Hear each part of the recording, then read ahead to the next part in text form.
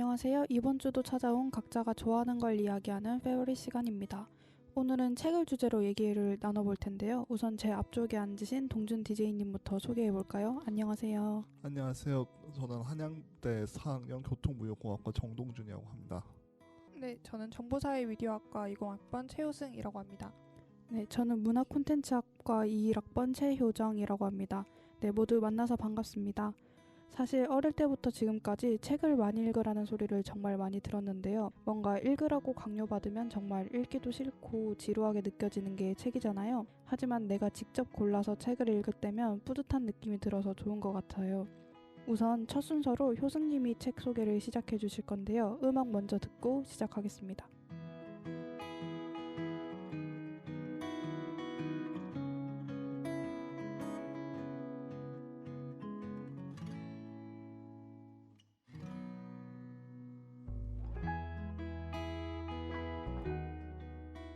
시간이 지나도 아물지 않는 일들이 있지. 내가 날 온전히 사랑하지 못해서 맘이 가난한 밤이야. 거울 속에 마주친 얼굴이 어색해서 습관처럼 조용히 눈을 감아. 밤이 되면 서둘러 내일로 가고 싶어. 수많은 소원 아래 매일 다른 꿈을 꾸던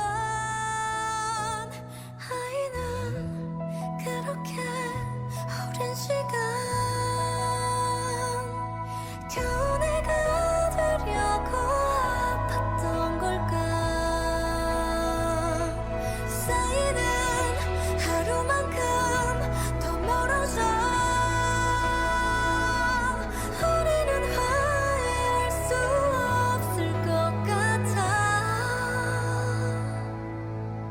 나아지지 않을 것 같아. 어린 날 내 맘엔 영원히 가물지 않는 바다가 있었지. 이제는 흔적만이 남아. 희미한 그곳엔 설렘으로 차오르던 나의 숨소리와 머리 위로 선선히 부는 바람. 파도가 되어 어디로든 달려가고 싶어. 작은 두려움 아래 천천히 두 눈을 뜨면 세상은 그렇게 모든 순간 내게로 와 눈부신 선물이 되고. 숱하게 의심하던 나는 그제야 나에게 대답할 수 있을 것 같아. 선 너머의 기억이 나를 부르고 있어. 아주 오랜 시간. 네, 노래 잘 듣고 왔습니다. 제가 오늘 소개할 곡은 김경일 작가의 적정한 삶인데요. 해당 책의 부제는 불안한 시대를 살아가는 우리에게 건네는 인지학자의 위로와 통찰입니다. 부제에서 잘 알 수 있듯이 해당 책은 2020년 코로나 팬데믹 이후 사람들에게 많은 영향을 미친 우울과 분노를 다스리는 법에 대해서 얘기를 해줘요. 그리고 팬데믹 이후 우리가 어떻게 세상을 살아나가야 할지 인지심리학자의 관점으로 조언을 주는 책인데요. 심리학에 관심이 있는 분들께는 익숙하겠지만 아닌 사람들에게 인지심리학이란 단어가 어색하게 느껴질 수도 있을 것 같아요. 간단히 설명을 하면 뇌를 비롯한 신경계의 특성과 그런 특성이 우리의 인지 과정과 어떤 관련을 가지는지 설명하는 학문이 인지심리학이라고 해요. 쉽게 말해서 이전의 심리학은 사람들의 행동 특성의 데이터로 원인과 결과를 분석을 했다면 인지심리학은 뇌와 신경계 반응을 바탕으로 원인과 결과를 탐구하는 것으로 심리학 분야 중 가장 과학적인 학문이라고 할 수 있을 것 같아요. 저는 이 책을 작년 10월에 학교에 특강으로 오신 김경인 심리학자의 강연을 듣고 찾아 읽게 됐던 책이었어요. 강연의 책의 내용을 기반으로 했었는데요. 사실 감정과 심리라고 하면 당장 우리의 생활과는 크게 상관없이 느껴지기도 하잖아요. 지금 내가 무엇을 느끼냐 보다는 내가 뭘 해야 하고 무슨 일을 해내야 하는지 항상 중점을 두다 보면 내가 지친지 모르고 계속 뭔가를 하게 되고 그러다 번아웃을 느낀 적도 있잖아요.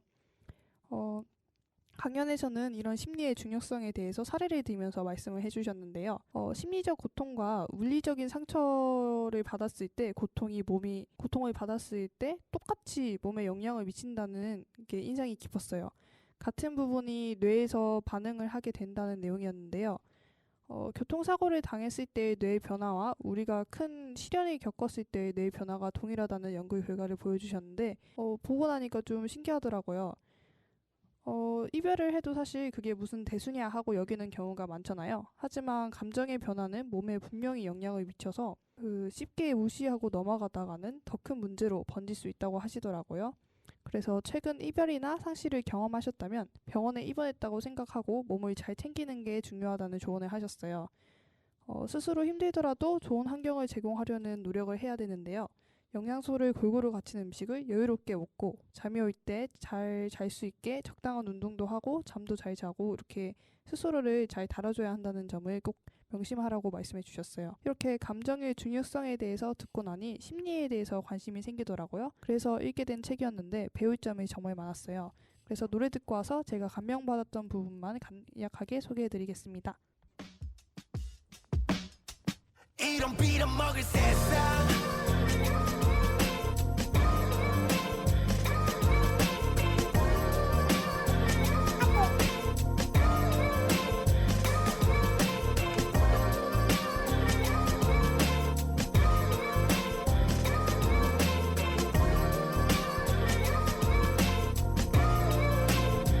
이런 빌어먹을 세상 나만 혼자 바보 됐어 갈 길을 잃은 채갈 곳을 잃은 채 나만 바보 됐어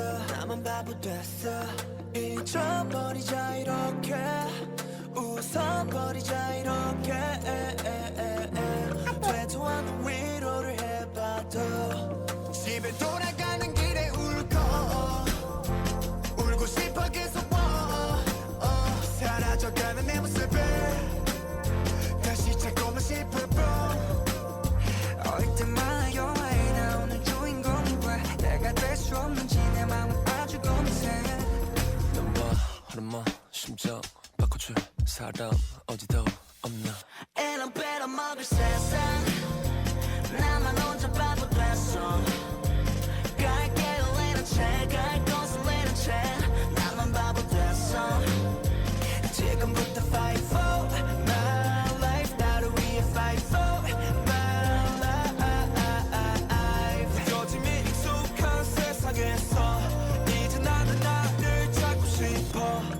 점점 난 지쳐가 혼자서 꾸는 꿈 이제 너무나 지겨워 그만두고 싶어 난 나에게 어제 나에게 부끄러운 내일이 되고 싶지 않아 되도 않는 다짐을 해봐도 바보 같은 내 모습이 웃어 울고 싶어 계속 세상이 맘이 모두 졌어 작아지는 기분 말할 수 없는 비밀이 또다시 눈물이 되지 난 부끄러워서 누구에게도 말을 못했지 나와 하루만 심장 바꿔줄 사람 어디도 없나 이런 빌어먹을 세상 나만 혼자 바보 됐어 갈 길을 잃은 채 갈 곳을 잃은 채 나만 바보 됐어 지금부터 fight for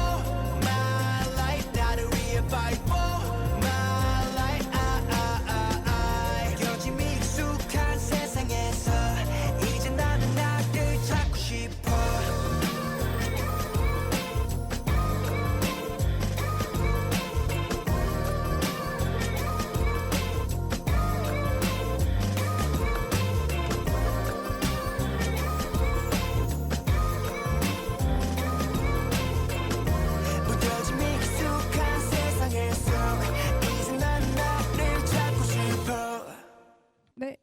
가지고 다시 돌아왔습니다. 가장 먼저 소개하고 싶었던 부분은 적정한 삶의 중요성에 대한 부분이었어요. 사실 적정한 삶이라고 하면 너무 밍밍한 이야기가 아닌가 하는 생각이 들기도 하는데요. 우리는 항상 적당히 잘보다는 최고의, 최선의 그런 걸 강조를 하잖아요. 내가 느끼는 행복이 척도에 따라 적정한 기준을 세워서 거기에 맞춰 살아가는 게 중요하다는 말을 책에서 볼 수 있었는데요. 우리가 살아갈 미래에는 의료기술이 발전해서 기대 수명이 130여살까지 된다는 무시무시한 말도 강의 때 하셨거든요.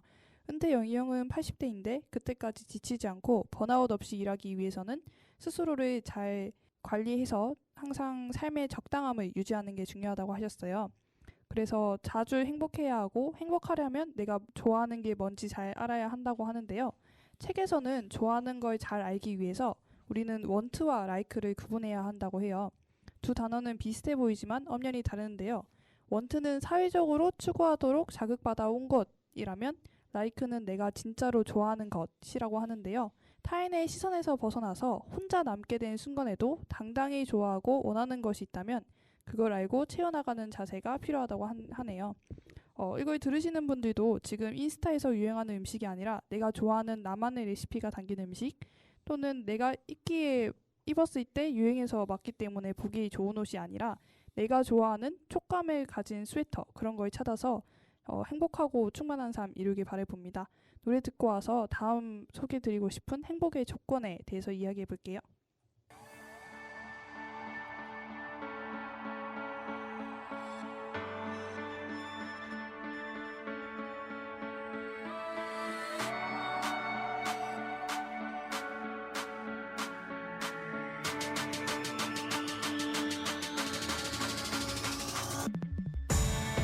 오늘의 마지막 이 길에 서 있다 매일을 이렇게 드넓은 세상엔 난 먼지만도 못한 걸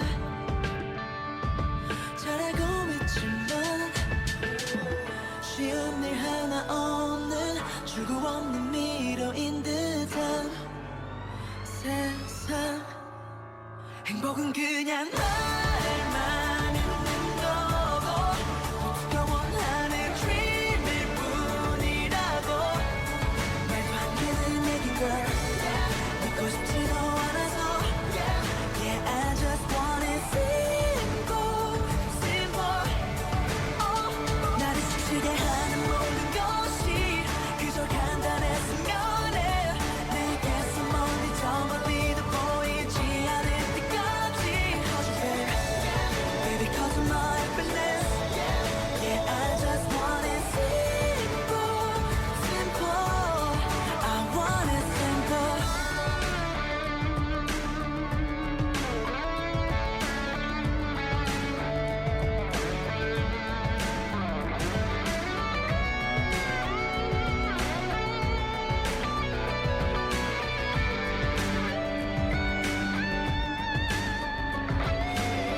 쉬운 일 하나 없는 출구 없는 미로인 듯한 이 세상 행복은 그냥 말만 있는 거고 우리가 원하는 dream일 뿐이라고 말도 안 되는 얘긴 걸 믿고 싶지도 않아서 Yeah, I just want it simple, simple 나를 숨쉬게 하는 모든 것이 그저 간단했으면 해 내게서 멀리 저 멀리도 보이지 않을 때까지 Baby, cause of my happiness Yeah, I just want it simple, simple I want it simple I want it simple Yeah 내가 틀린 거라고 모두가 말해도 이 밤이 지나면 함께 웃을 수 있길 나를 숨쉬게 하는 모든 것이 그리 간단했으면 해 내게서 멀리 저 멀리도 보이지 않을 때까지 Baby, cause of my happiness Yeah, I just want it simple, simple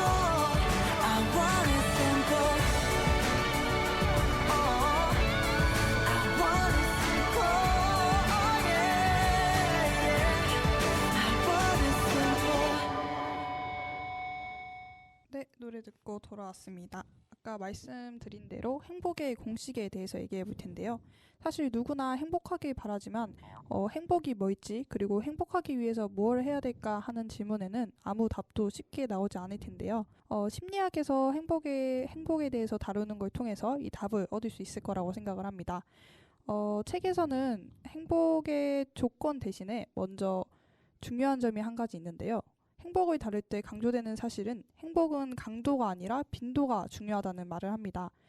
열심히 노력해서 세운 큰 목표를 이루거나 예전에는 경험하지 못한 아주 중요한 일을 하면서 큰 행복이 찾아오는 걸 바라거나 그렇게 찾아올 거니까 하고 지금 당장의 불행은 상관없다고 생각하는 분들이 많잖아요. 하지만 중요한 건 행복의 강도가 아니라 빈도가 중요하다고 합니다. 또 이런 내용을 소개하면서 부킹 프라이스라는 용어를 얘기를 하는데요.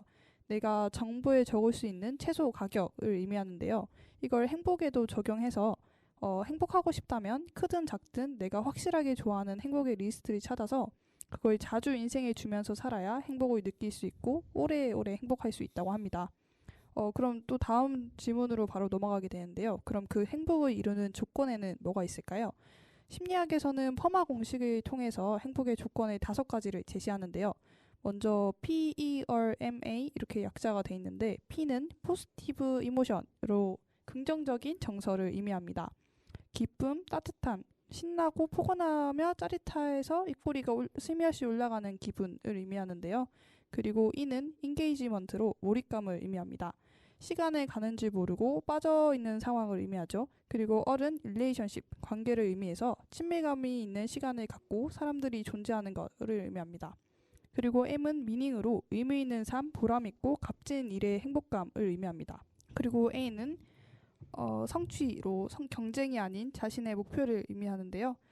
너무 길었어서 정리해서 설명해 드리면 해야 할 일에 집중하여 좋은 사람들과 친밀한 관계를 유지하고 의미를 추구하며 일정한 성취를 이뤘다면 행복할 수 있다라고 설명을 하는데요.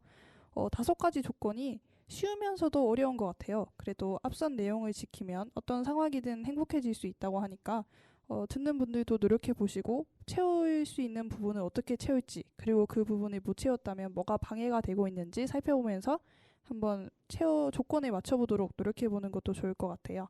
네, 제가 인상 깊이 읽었던 김경희 작가의 적정한 삶의 소개는 여기까지이고요. 행복이 뭘지 그리고 어떻게 행복해야 할 수 있을지 고민이 많으셨다면 꼭 한번 읽어보시길 추천드릴게요. 네, 그럼 음악 듣고 다음 분 소개 들어볼게요.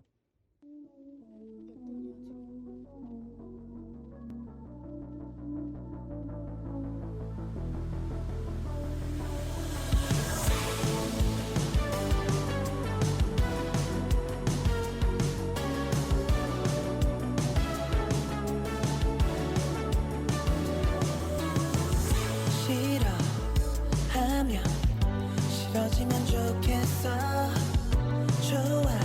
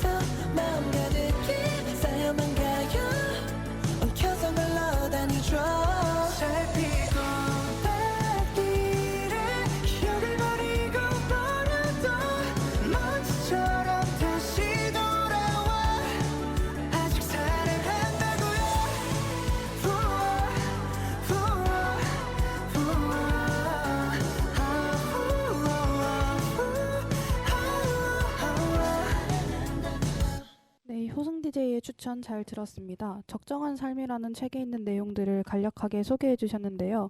인지 심리학이라는 분야가 이렇게 삶의 전반에 영향을 줄 수 있다니 좀 신기한 것 같네요. 다음은 제가 특이한 소재를 가진 소설이라는 주제로 책과 노래를 소개해 볼까 합니다.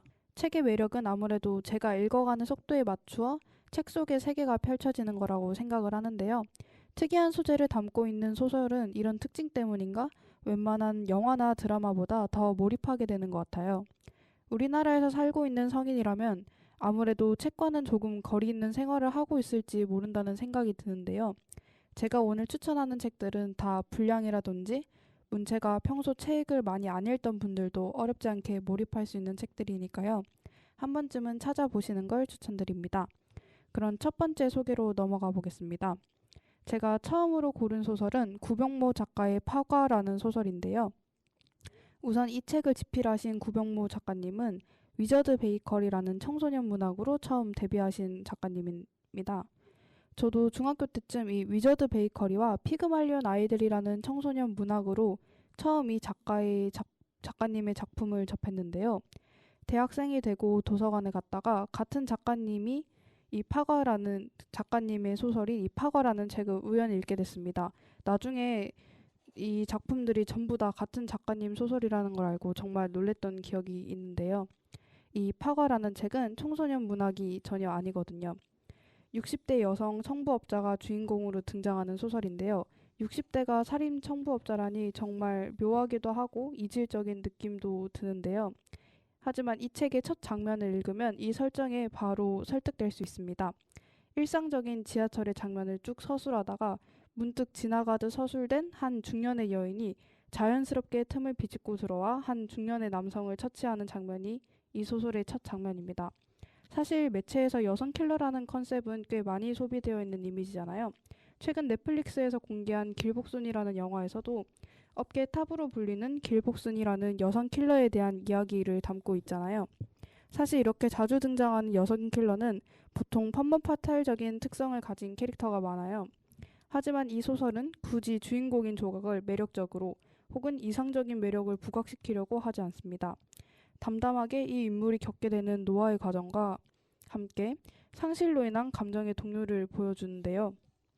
이 작품 외에도 구병모 작가님의 소설은 대부분 신선한 소재를 가지고 모두가 공감할 수 있는 감정을 다루니 혹시 현대식의 소설이 읽고 싶으신 분들은 구병모 작가님의 소설들을 추천해주면서 노래 듣고 오겠습니다. 작가님이 상한 복숭아를 보고 이 소설을 구상하게 되었다고 해서 아이유의 복숭아라는 노래 준비해보았습니다. 듣고 오겠습니다.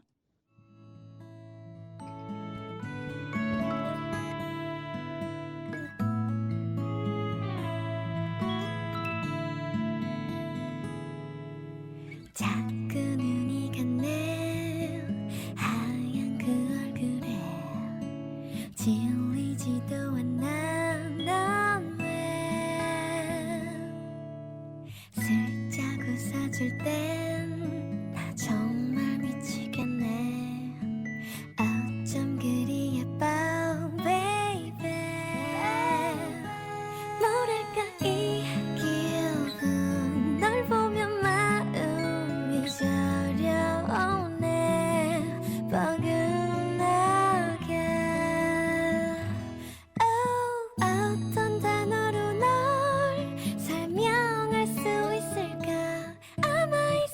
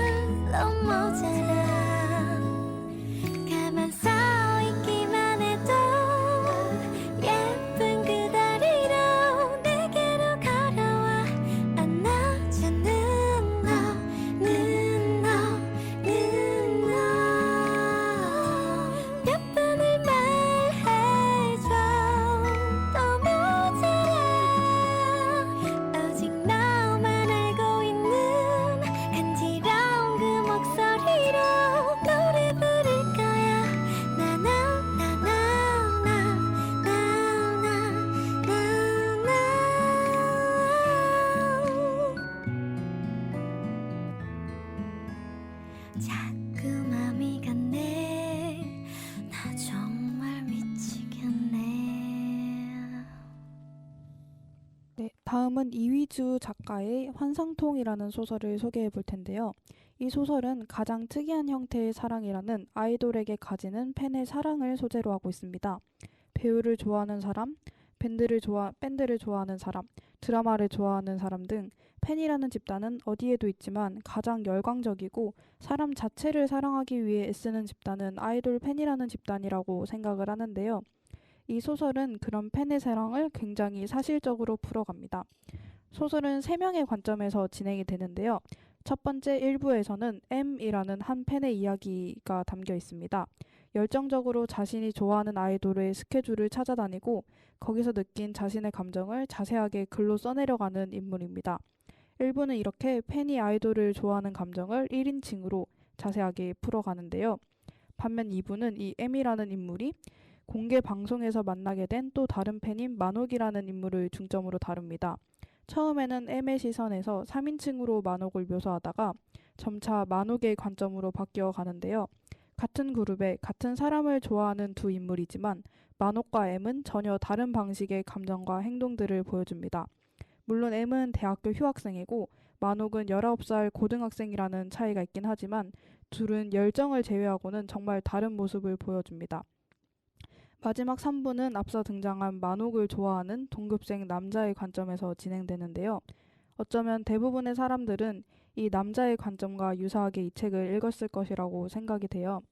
만옥을 정말 이해할 수도 없고 한심하다고 조금은 생각하면서도 저런 열정적인 감정을 이해하고 싶어하는 인물입니다. 사실 이 소설은 아이돌을 열정적으로 좋아해봤거나 좋아하는 사람 혹은 그런 사람의 주변인들이 더 재밌게 읽을 수 있는 책이긴 합니다. 전혀 이런 아이돌 팬 문화를 본 적 없는 사람한테는 이 소설 묘사 대부분들이 이해하기 어렵고 정말 이러나? 라고 생각이 들어서 현실적이고 자세한 이 묘사를 즐기기 어려울 수도 있는데요. 또 조금 난해한 용어들이 섞여 있기도 하거든요. 하지만 이러한 팬 문화를 조금이라도 아시는 분들은 정말 재밌게 읽을 수 있는 책이라고 자부합니다. 이 책에서 등장하는 닿고 싶지만 절대 닿을 수 없는 그 마음을 담은 노래, 샤이니의 너와 나의 거리라는 노래도 함께 들어보고 오겠습니다. 눈을 맞춰줘 멀리서 너를 보며 혼잣말로 속삭여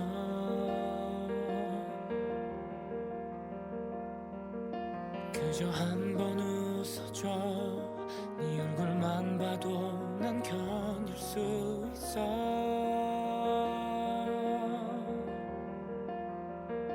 혹시 삶의 끝에 네가 서 있다면 조금 더 가까워질 수 있다면 난 모든 걸 다 버린 채로 너에게 달려갈 텐데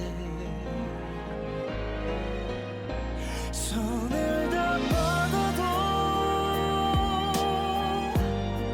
온 힘을 다해 뻗어도 넌 닿지 않아 가까워진 듯해 설렘 맘에 불러봐도 대답 없어 넌 절대로 닿을 수 없나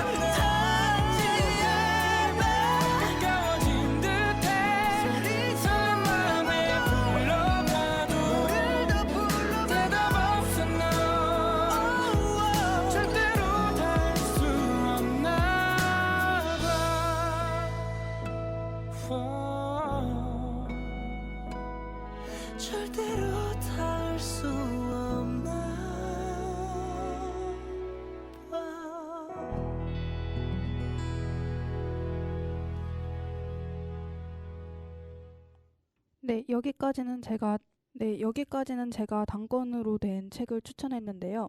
마지막 추천으로는 한 권의 책이 아니라 한 시리즈를 소개해 볼까 합니다. 최근에는 점점 숏폼, 짧은 형식의 미디어를 즐기는 사람들이 많아지고 있잖아요.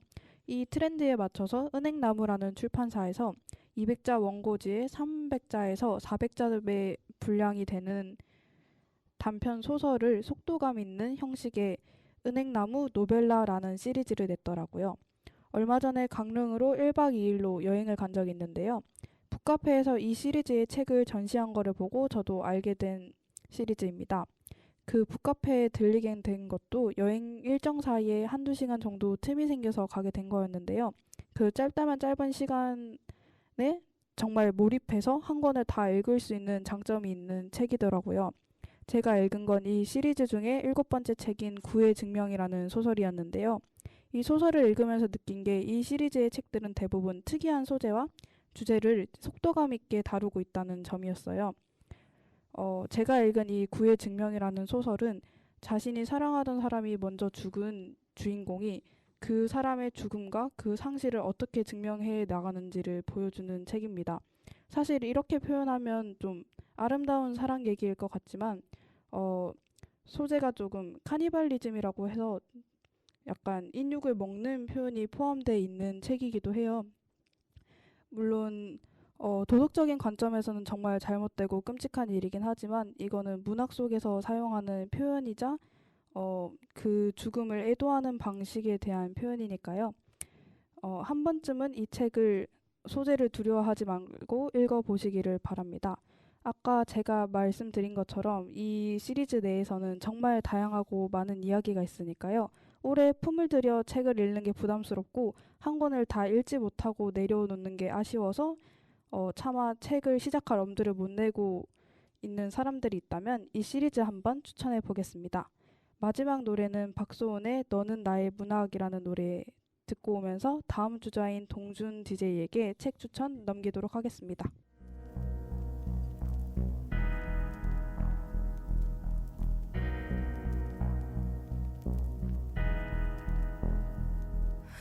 너는 어느 얼굴 없는 소설가의 문학 전문장 아니 그걸론 부족한데 너는 어느 이름 없는 소설가의 마지막 문장 안돼 이것도 부족한데 너는 나의 수레바퀴 아래서 너는 나의 고밀밭의 파수꾼 너는 나의 해밍웨이요쇼 나는 너를 계속 읽고 싶어 달아 없어질 때까지 계속 읽고 싶어 해져 찢어질 때까지 계속 읽고 싶어 달아 없어질 때까지 계속 읽고 싶어 해져 찢어질 때까지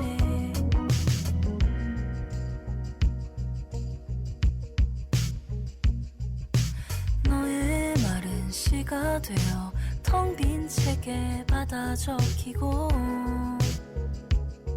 그걸 평생 들고 다닐 거야 너의 노래는 글이 되어 내 눈 속에 깊이 박히고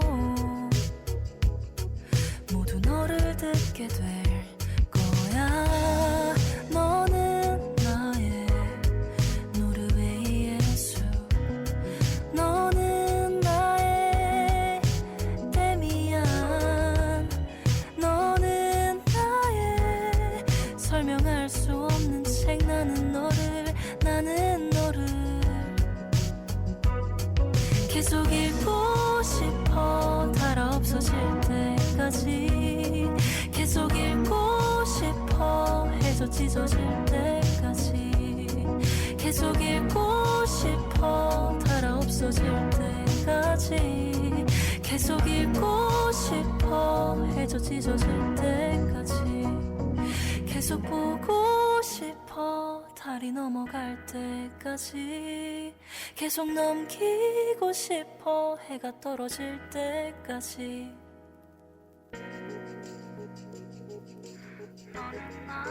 너는 나의 책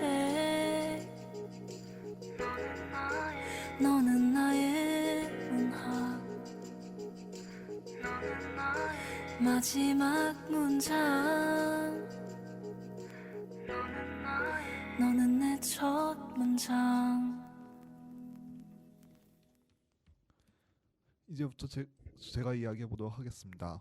저는 서양 고전 소설들에 대해서 이야기해 보려고 하는데요. 그중 첫 번째 타자는 비밀의 화원이라는 소설입니다. 저번 시간에도 말했듯이 비밀의 화원은 제가 가장 좋아하는 소설들 중 하나입니다.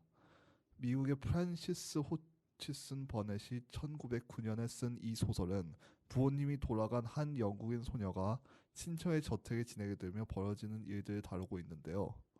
계속 저택에서 나는 이상한 소리에 시달리던 소녀는 그 저택에 숨겨져 있는 비밀의 화원을 발견하고 거기서 숨어 생활하는 소년과 만나 그와 우정을 나누게 된다는 이야기입니다. 이 소설을 쓴 프란시스 호지슨 버넷은 소공자, 소공녀 등의 여러 작품들로 유명한데요. 저는 소공자와 소공녀는 읽어보려다 실패했거나 읽었지만 별 감흥을 느끼지 못했습니다. 그에 반면 이 비밀의 화원은 읽고 큰 인상을 받아 1993년에 나온 영화까지 구해본 경험이 있습니다. 이건 제가 아동용 작품을 취향이기 때문이라는 점도 있긴 합니다. 소공자와 소공녀는 상업소설이었던 반면 비밀의 화원은 진짜로 어린이들 위해 쓴 소설이라는 말이 있던데 실제로 읽으면서 그런 느낌이 들었습니다. 하지만 그것만으로는 이 작품이 보편적으로 인정받는 프란시스 호지슨 버넷의 대표적인 걸작이 되지 못했을 겁니다. 이 소설의 매력은 처음에는 인성이 별로지만 호기심과 행동력만큼은 훌륭했던 여주인공이 점점 남주인공과 우정을 나누며 바뀌어 나가는 과정, 마찬가지로 병약하고 까칠까칠했지만 여주인공의 도움을 받아 정신적으로도 신체적으로도 성장하는 남주인공 등 작품 전반에 깔려있는 낭만적인 정서입니다. 새로운 들어온 저택에 숨겨져 있는 비밀의 화원과 그와 연관된 비밀들, 그리고 그 화원에 파묻혀 있는 사랑의 이야기들, 두 남녀 주인공이 몰래 화원에서 만나면서 서서히 밝혀지는 내용 전개도 매력적인데요. 이러한 전개는 낭만적 작품도 긴장감이 있을 수가 있다는 것을 훌륭하게 보여줍니다. 아까도 말씀드렸듯이 이 작품은 1993년에 영화화되었습니다. 일본에서 애니메이션도 만들어졌고 최근 2020년에는 새 영화가 나오기도 했는데요. 그러나 제 마음속에는 1993년에 나온 영화가 영원히 함께할 것 같습니다. 저는 이 영화에서 도이프의 노래가 특히 인상이 깊게 남아있는데요. 여주인공의 부모님이 돌아가셔서 인도에서 영국으로 올 때 들리는 이 노래는 이국적이면서도 비밀스러운 느낌을 강조해 소설에서는 느끼기 힘든 참신한 분위기를 환기시킵니다. 한번 들어보고 가시죠.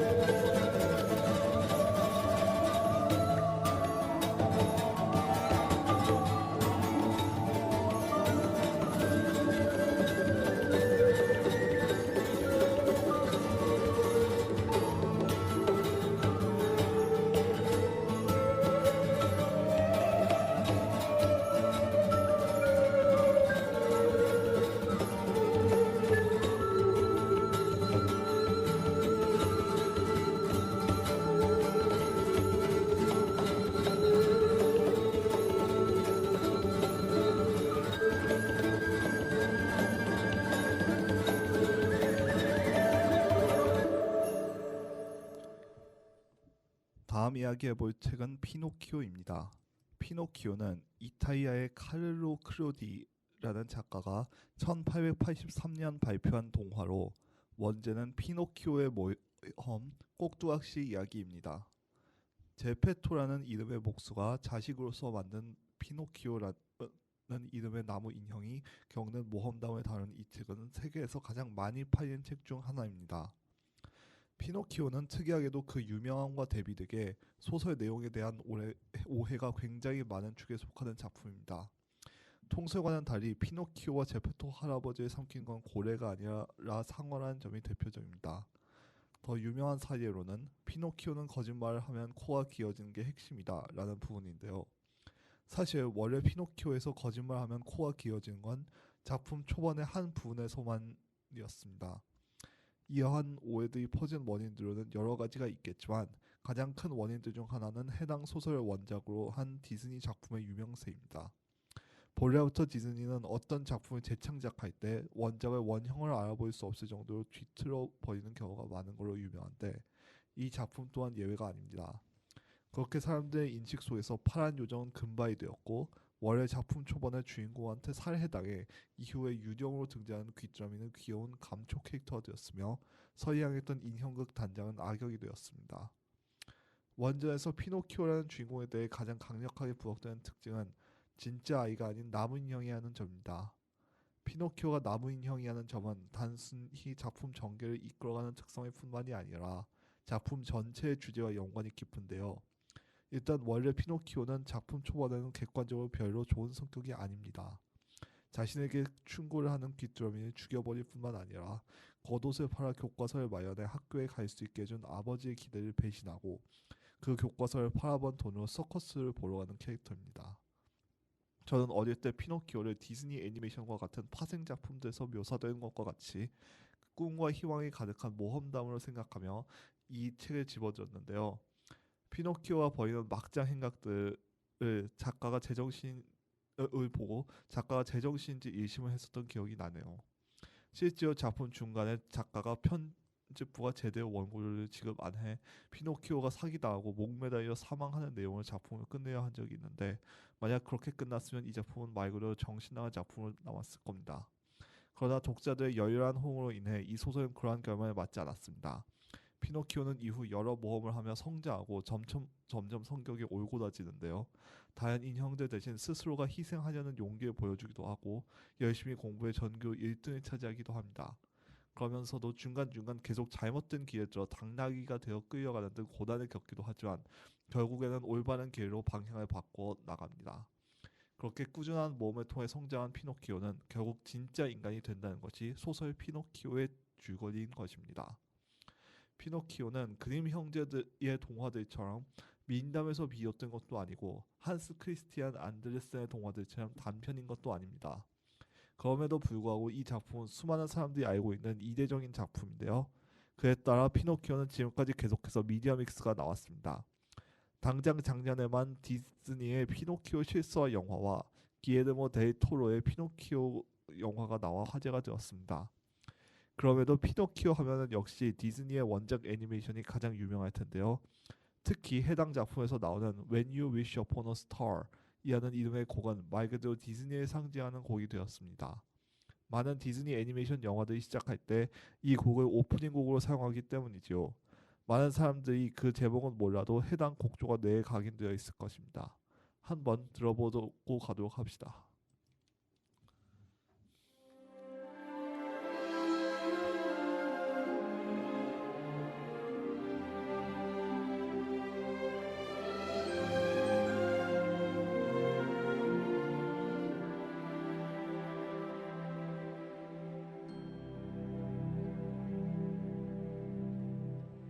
When you wish upon a star,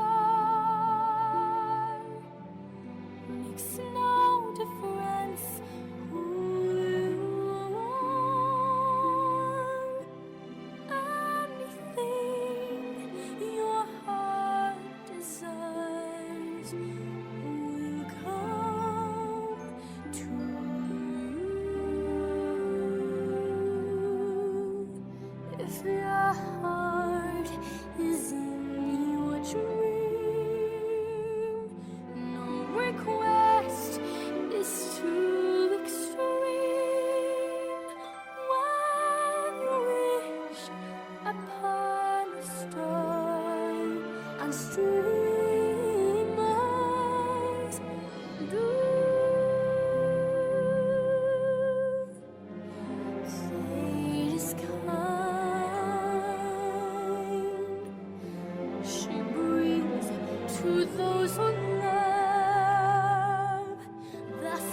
sweet fulfillment of their secret longing.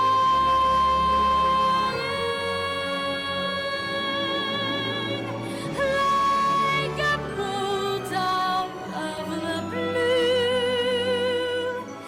fate steps in and sees you through. When you wish upon a star, as dreamers do.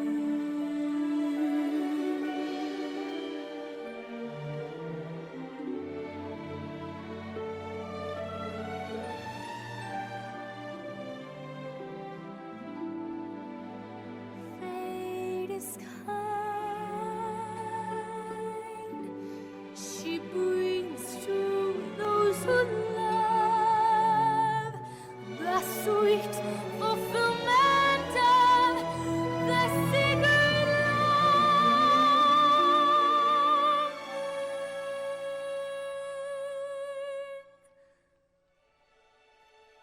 Like a bolt out of the blue, fate steps in and sees you through. When you wish upon a star, your dreams come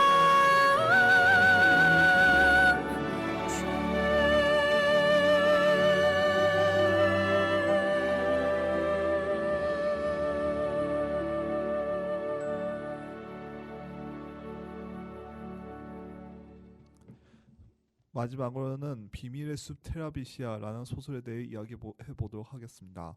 비밀의 숲 테라비시아는 1977년 10월 22일에 캐서린 패터슨이 쓴 아동 소설로 미국 뉴베리상을 2번이나 수상한 작품입니다.